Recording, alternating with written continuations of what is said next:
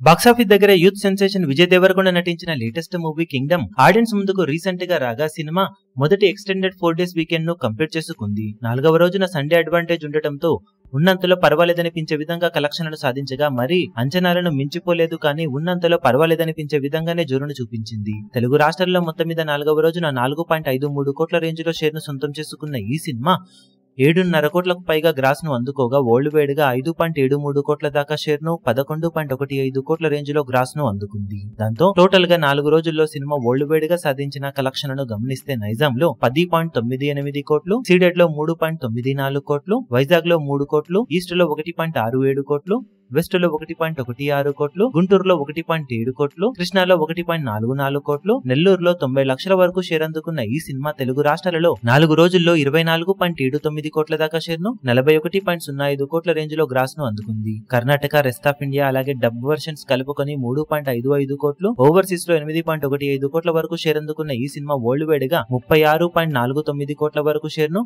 69.5 కోట్ల రేంజ్ లో గ్రాస్ ను వసూలు చేసింది. 53.5 కోట్ల బ్రేక్ ఈవెన్ టార్గెట్ తో లోకి దిగిన ఈ సినిమా మరో 17 కోట్లకు పైగా షేర్ అందుకోవాల్సిన అవసరం ఎంతైనా ఉంది. ఇక వర్కింగ్ డేస్ లో అడుగుపెట్టిన సినిమా ఎలాంటి హోల్డ్ ను ఇప్పుడు చూపిస్తుంది, బాక్సాఫీస్ దగ్గర ఎలాంటి ట్రెండ్ ను దక్కించుకుంటుందనేది ఇప్పుడు ఆసక్తికరంగా మారింది.